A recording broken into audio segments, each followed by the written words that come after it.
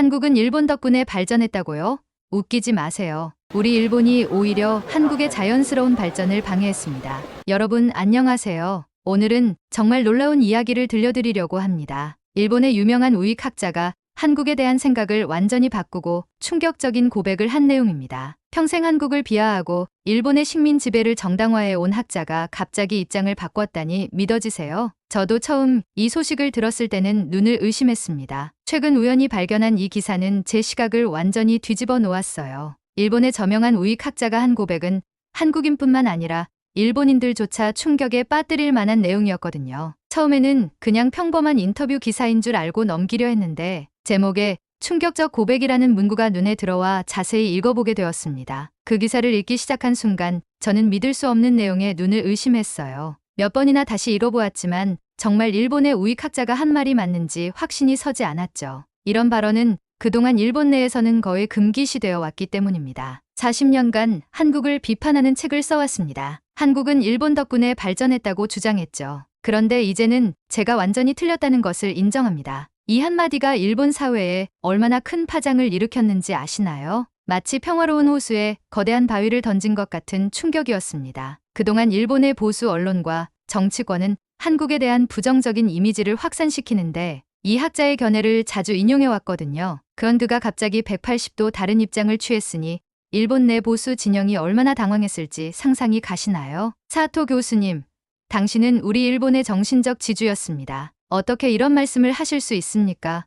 일본의 한 국회의원이 트위터에 올린 글입니다. 그만큼 이 발언이 일본 내에서 어떤 의미를 가지는지 잘 보여주는 대목이죠. 이 학자는 일본 학계에서 널리 알려진 인물로 그동안 강경한 민족주의적 성향으로 유명했어요. 그의 과거 저서들을 살펴보면 일본의 역사적 행위를 정당화하는 내용이 대부분이었고 한국에 대한 비판적인 시각도 자주 드러냈습니다. 일본의 보수 정치인들과도 가까운 관계를 유지하며 정책 자문 역할도 해왔던 것으로 알려져 있었죠. 특히 그의 대표작 일본의 위대한 기여, 조선의 근대화와 식민지 통치는 일본에서 100만 부 이상 팔린 베스트셀러였습니다. 이 책에서 그는 일본이 아시아에서 가장 낙후된 지역이었던 조선에 근대 문명을 가져다 주었다고 주장했죠. 그는 일본의 식민지 통치가 한국의 교육, 의료, 산업 발전에 결정적 역할을 했다는 논리를 펼쳤습니다. 독자 여러분, 기억하십시오. 일본이 조선에 철도를 놓기 전에는 물자를 운반하는데 며칠이 걸렸습니다. 학교를 세우기 전에는 문맹률이 90%에 달했죠. 우리 일본은 원조가 아닌 의무감에서 조선을 도왔습니다. 이것이 그의 책에 등장하는 유명한 구절입니다. 그런 그가 갑자기 한국의 발전에 대한 자신의 견해를 극적으로 바꾸는 발언을 했다는 사실이 저를 놀라게 했어요. 그는 일본의 식민 통치가 실제로는 한국의 성장에 도움이 된 것이 아니라 오히려 방해가 되었다고 인정한 것이죠. 이런 발언은 그의 학문적 커리어와 사회적 위치를 고려할 때 엄청난 용기가 필요한 결정이었을 것입니다. 그의 인터뷰 내용을 더 자세히 살펴보니 그는 최근 몇 년간 역사 자료를 재검토하는 과정에서 자신의 기존 관점에 의문을 갖기 시작했다고 합니다. 특히 식민지 시기 일본의 경제 정책이 한국의 자체적인 산업 발전을 어떻게 억제했는지에 대한 새로운 연구 결과들을 접하면서 생각이 바뀌기 시작했다는 것이죠. 15년 전 우연히 발견한 한 문서가 저를 괴롭히기 시작했습니다. 그가 인터뷰에서 고백한 내용입니다. 그것은 1930년대 조선 총독부의 비밀 문서였는데 조선의 자체적 산업 발전을 의도적으로 억제하라는 지시가 담겨 있었어요. 당시 저는 이 문서가 위조됐을 거라 생각하고 무시했습니다. 하지만 시간이 지나면서 비슷한 자료들이 계속 발견되었고 결국 제가 잘못 알고 있었다는 사실을 인정할 수밖에 없었죠. 이제는 인정합니다. 일본이 한국에 철도와 학교를 지었다고 자랑하지만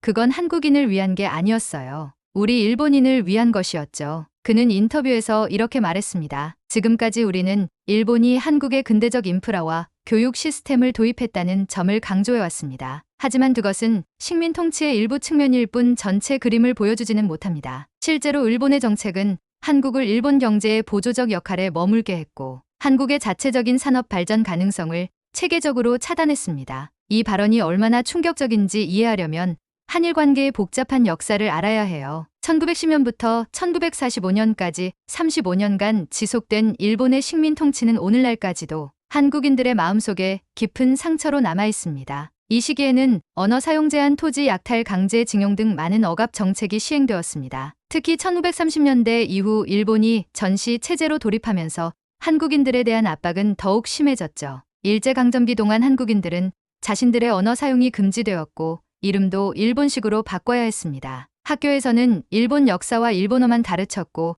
한국의 역사와 문화를 배우는 것은 금지되었죠. 또한 많은 한국인들이 강제로 일본 공장이나 탄광에서 일해야 했고 여성들은 위안부라는 이름으로 성적 착취를 당했습니다. 이런 역사적 배경 속에서 일본의 식민 통치를 긍정적으로 평가하는 발언은 한국인들에게 깊은 상처를 주는 행위였습니다. 그럼에도 많은 일본 정치인들과 학자들은 일본의 식민 통치가 한국의 근대화와 발전에 기여했다는 주장을 펼쳐왔습니다. 철도와 도로 같은 기반 시설을 건설하고 교육 시스템을 도입했다는 점을 강조하면서 말이죠. 이런 논리는 일본의 식민 지배를 정당화하는 데 사용되어 왔습니다. 일본의 도선 통치는 착취가 아니라 투자였다. 일본의 한 정치인은 2018년에도 이런 발언을 했습니다. 우리는 조선에 엄청난 자본을 투자했고 그것이 한국의 발전 기반이 되었다. 이런 시각은 여전히 일본 내에서 강하게 존재하고 있습니다. 하지만 이번에 이 일본 우익학자는 완전히 다른 시각을 제시했어요. 그는 일본의 식민 통치는 한국의 자연스러운 발전 과정을 방해했다라고 주장한 것입니다. 그의 말에 따르면 일본은 한국을 근대화시킨 것이 아니라 오히려 한국의 자원과 노동력을 착취하는 데 중점을 두었고 이로 인해 한국의 자체적인 발전 가능성이 억압되었다는 것이죠. 일본의 식민 지배가 없었다면 한국은 자체적인 근대화 경로를 발전시켰을 겁니다. 그는 인터뷰에서 이렇게 말했습니다. 19세기 말 조선은 이미 독자적인 개혁과 근대화를 추진하고 있었습니다. 개화파 지식인들이 서구의 과학과 기술을 도입하려 했고 조선 왕실도 근대적 개혁을 시도하고 있었죠. 그러나 일본의 간섭과 최종적인 식민지화는 이런 자생적 발전 경로를 완전히 잘라버렸습니다. 그의 이런 발언은 그동안 자신이 주장해 온 내용과 완전히 배치되는 것이었습니다. 그는 과거에 한국은 일본의 도움 없이는 근대화될 수 없었다고 주장했지만 이제는 일본이 한국의 자체적 근대화를 방해했다고 말하고 있는 것이죠. 처음으로 한국을 방문했을 때 충격받았습니다. 서울은 도쿄보다 훨씬 세련되고 깨끗했어요. 한국인들은 우리보다 훨씬 디지털 기기에 능숙했고요. 제가 40년간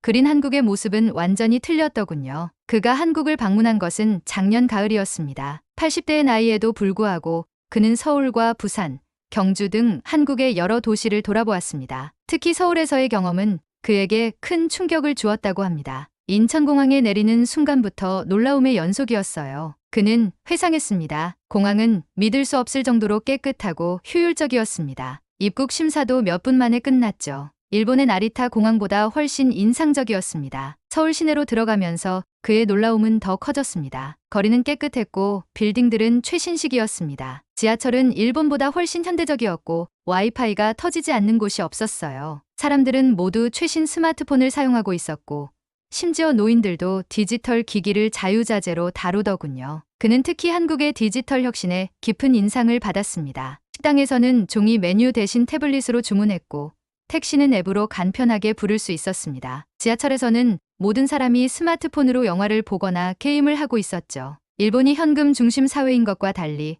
한국에서는 거의 모든 곳에서 카드나 모바일 결제를 사용했습니다. 그의 여정은 한국의 경제적 성공을 직접 목격하는 시간이었습니다. 강남 지역을 방문했을 때는 정말 충격받았어요. 삼성, 현대, LG 같은 글로벌 기업들의 본사와 최첨단 기술 회사들이 즐비했습니다. 서울은 도쿄보다도 더 활기차고 미래지향적으로 보였어요. 그는 구체적인 예시도 들었습니다. 일본이 한국에 지은 철도는 한국인의 편의를 위한 것이 아니라 식민지 자원을 효율적으로 수탈하기 위한 목적이었습니다. 또한 교육 정책도 한국인을 일본 제국의 충실한 시민으로 만들기 위한 것이었지 한국인 자신의 발전을 위한 것이 아니었죠. 식민지 시대에 일본이 조선에 세운 학교는 대부분 초등교육 수준이었습니다. 고등교육 기관은 극히 제한적이었고 조선인들의 입학도 엄격히 제한했죠. 일본은 조선인들이 너무 높은 교육을 받으면 독립의식이 생길 것을 두려워했습니다. 그는 더 나아가 식민 지배가 끝난 후 한국이 이룬 놀라운 경제적 성공은 일본의 유산 덕분이 아니라 한국인들의 자체적인 노력과 능력 덕분이었다고 강조했습니다. 한국의 경제 발전은 식민 지배에도 불구하고 이루어진 것이지 식민 지배 덕분에 이루어진 것이 아닙니다. 오히려 식민 지배가 없었다면 한국은 더 일찍 더 큰 발전을 이룰 수 있었을 것입니다. 전후 한국의 경제 발전은 놀라운 것이었습니다. 1950년대 한국은 세계에서 가장 가난한 나라 중 하나였지만 불과 몇십 년 만에 선진국 반열에 올랐습니다. 이는 한국인들의 교육열과 근면함, 그리고 효과적인 국가 발전 전략 덕분이었죠. 일본의 식민 지배와는 아무 관련이 없습니다. 그의 이런 발언은 그동안 일본 내에서 당연시되어 온 한국은 일본 덕분에 발전했다는 통념을 정면으로 부정하는 것이었습니다. 이것이 바로 그의 고백이 일본 사회에 큰 충격을 준 이유입니다. 이 발언은 일본과 한국 양국에서 엄청난 반향을 일으켰어요. 일본 내 많은 사람들, 특히 우익 성향의 인사들은 이 학자의 발언을 배신으로 받아들였습니다. 그들에게 이런 고백은 일본의 자존심과 역사적 정당성에 대한 공격으로 여겨졌기 때문이죠. 일부 극우 단체들은 그를 국가의 배신자라고 비난하기도 했습니다. 사토 교수 당신은 배신자입니다. 우리 일본의 자존심을 짓밟았어요. 도쿄에서는 약 200명의 우익 단체 회원들이 그의 대학 앞에서 시위를 벌이기도 했습니다. 그들은 일장기를 흔들며 국가의 수치를 처단하라는 구호를 외쳤습니다. 일부 극단적인 사람들은 그에게 죽음의 위협을 가하기도 했죠. 일본 내 보수 언론들은 그의 발언을 크게 비판하며 그가 역사적 사실을 왜곡하고 있다고 주장했습니다. 어떤 신문은 그를 자학사관에 빠진 학자라고 표현하기도 했죠. 또한 일부 정치인들은 그의 학문적 배경과 연구, 방법론의 의문을 제기하며 발언의 신뢰성을 훼손하려 했습니다. 사토 교수는 노화로 인한 판단력 저하를 겪고 있는 것 같습니다. 일본의 한 보수 정당 대표는 이렇게 말했습니다. 그의 최근 발언은 일본의 역사적 공헌을 부당하게 폄하하는 것으로 학문적 근거가 부족합니다. 일본 정부는 공식적인 반응을 내놓지 않았지만 여당 국회의원들은 그의 발언을 비판하는 성명을 발표했습니다. 역사는 균형 있게 보아야 합니다. 일본의 식민 통치가 완벽하지는 않았지만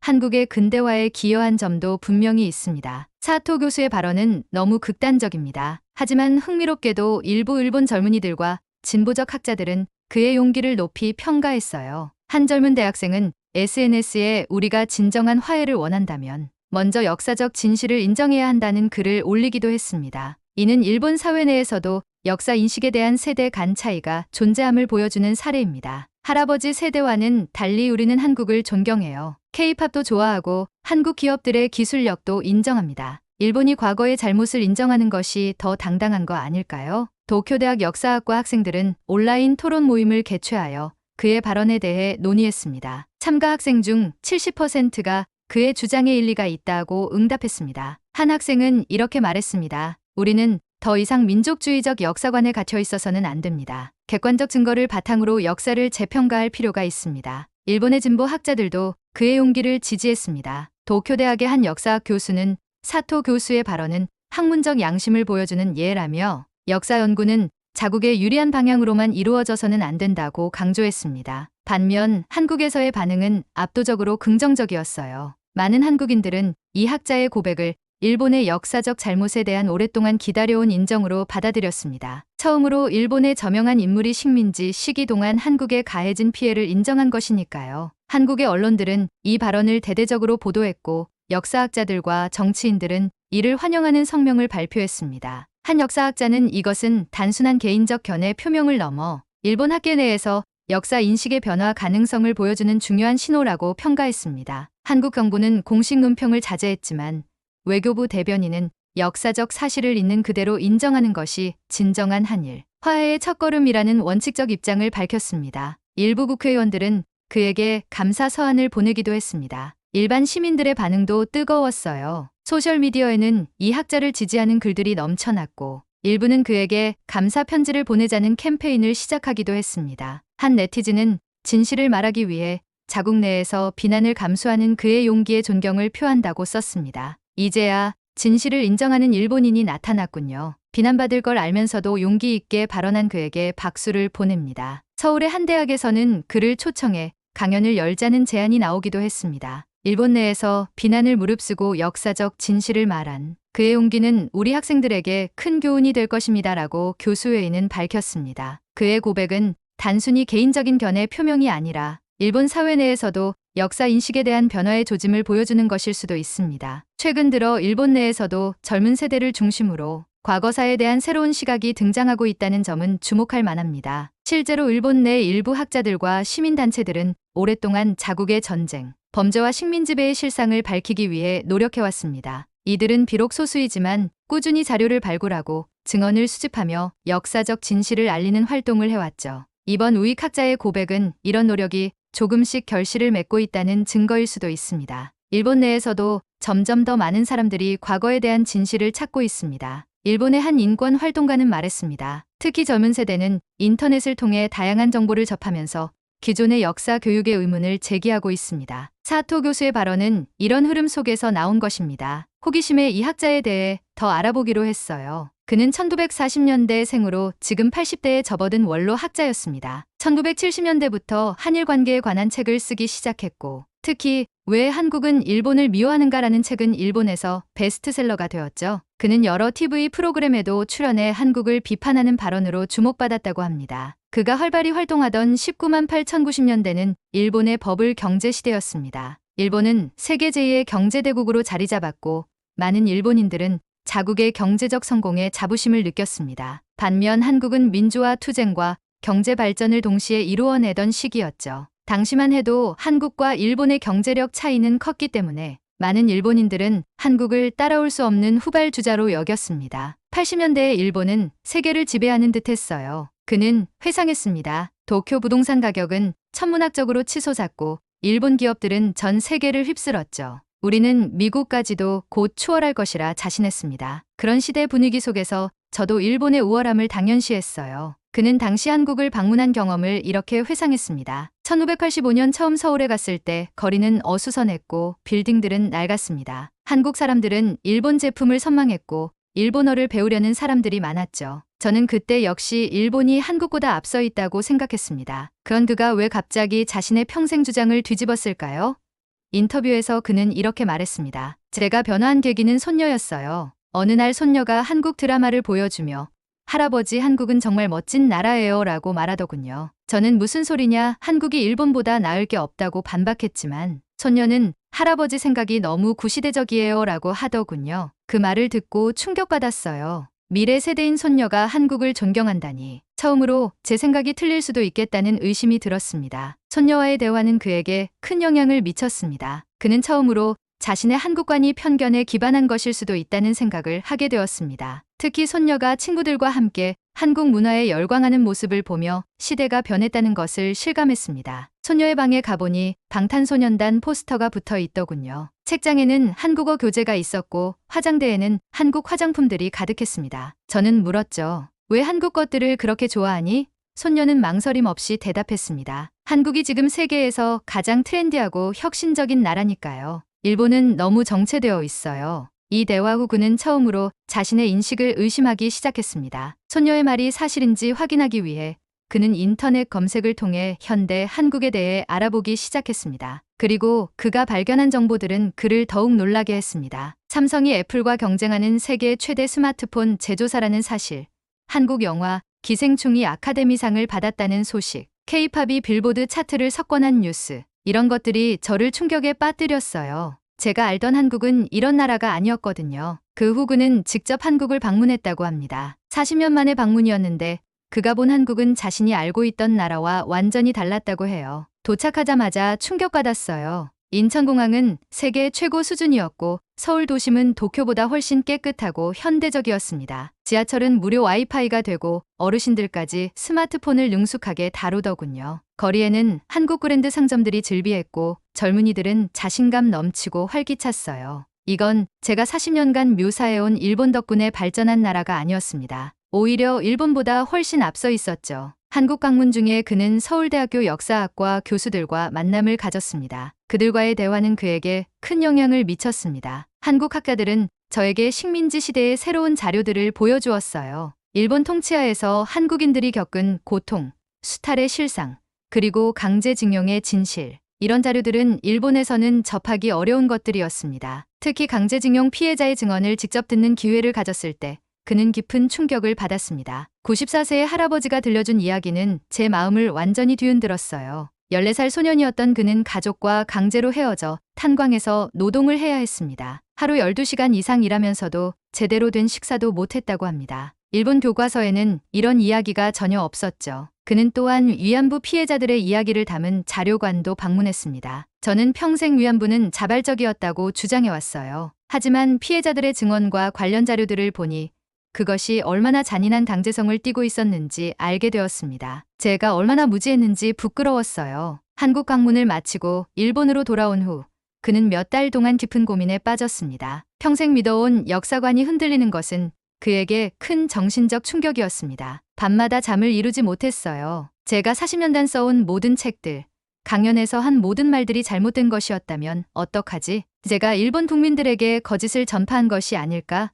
이런 생각들이 저를 괴롭혔습니다. 결국 그는 용기를 내어 자신의 생각 변화를 공개적으로 밝히기로 결심했습니다. 이제 제 나이가 많습니다. 언제 세상을 떠날지 모르는 상황에서 진실을 말해야겠다고 생각했어요. 그것이 학자로서 제 마지막 의무라고 생각했습니다. 그는 특히 한국이 일본의 식민 지배를 극복하고 이룬 성과에 깊은 감명을 받았다고 합니다. 한국은 불과 70년 만에 세계가 주목하는 나라가 되었습니다. 이건 전쟁의 폐허에서 일어난 진정한 기적이에요. 일본의 식민 지배가 아니라 한국인들의 노력과 열정이 이런 성공을 가능하게 했습니다. 그는 인터뷰 말미에 이렇게 말했습니다. 저는 이제 80대 노인입니다. 남은 생애 동안 진실을 말해야겠다고 결심했어요. 우리 일본은 과거의 잘못을 인정하고 한국과 진정한 화해를 이루어야 합니다. 그것이 일본이 국제사회에서 존중받을 수 있는 유일한 길입니다. 그의 고백 이후 일본 내에서는 역사 교과서 문제가 다시 한번 큰 논쟁거리가 되었습니다. 일본의 역사 교과서는 식민지 시대와 제2차 세계대전에 대한 일본의 책임을 축소하거나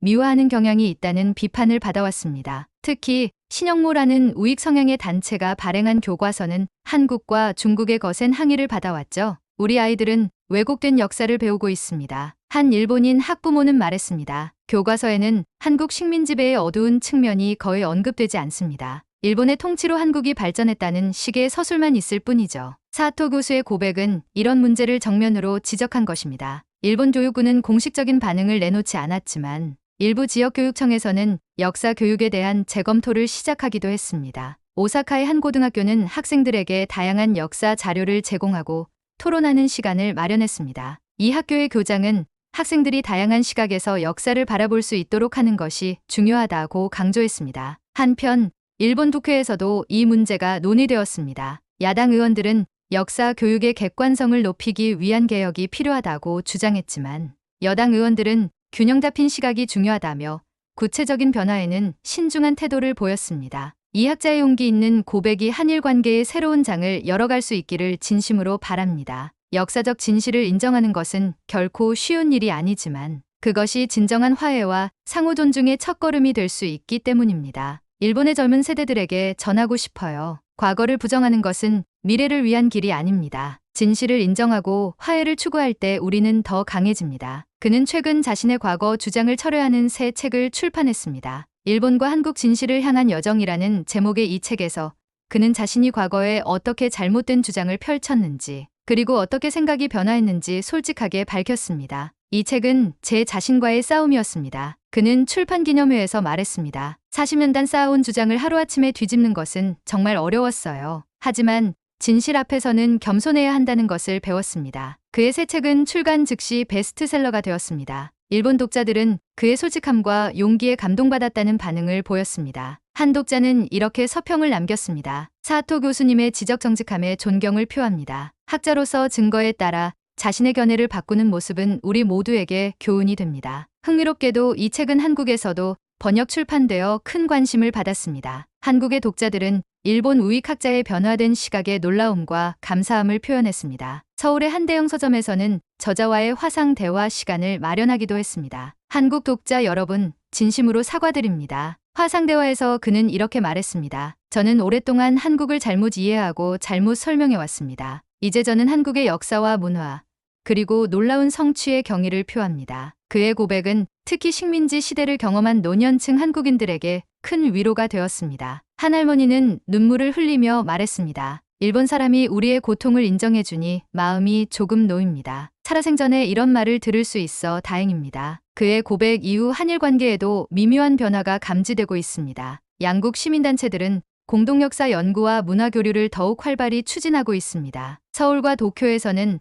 화해와 공존을 위한 한일 시민 포럼이 개최되기도 했습니다. 물론 수십 년간 쌓인 불신과 갈등이 하루아침에 해결될 수는 없습니다. 여전히 양국 정부 간에는 위안부, 강제징용 배상 문제 등 해결해야 할 과제가 많이 남아 있습니다. 하지만 최소한 대화의 물꼬는 트인 것으로 보입니다. 역사를 직시하는 용기가 있을 때 비로소 미래로 나아갈 수 있습니다. 한국의 한 외교 전문가는 이렇게 평가했습니다. 사토 고수의 고백은 작은 시작일 수 있지만 중요한 첫걸음입니다. 이 이야기를 통해 우리 모두가 역사를 바라보는 시각에 대해 다시 한번 생각해보게 되었습니다. 역사는 단순히 과거의 사실을 암기하는 것이 아니라 그것이 현재에 어떤 의미를 갖는지 비판적으로 성찰하는 과정이기도 합니다. 이런 성찰이 없다면 우리는 과거의 실수를 반복할 수밖에 없을 것입니다. 국가의 위대함은 실수를 인정할 수 있는 용기에서 나옵니다. 그의 이 말은 현재 일본 사회에 큰 반향을 일으키고 있습니다. 젊은 세대를 중심으로 과거사에 대한 새로운 시각이 조금씩 형성되고 있는 것입니다. 그는 최근 인터뷰에서 이렇게 말했습니다. 저는 이제 얼마 살지 못할 노인입니다. 하지만 제가 남긴 이 작은 변화의 씨앗이 미래의 큰 나무로 자라기를 바랍니다. 일본과 한국이 진정한 이웃으로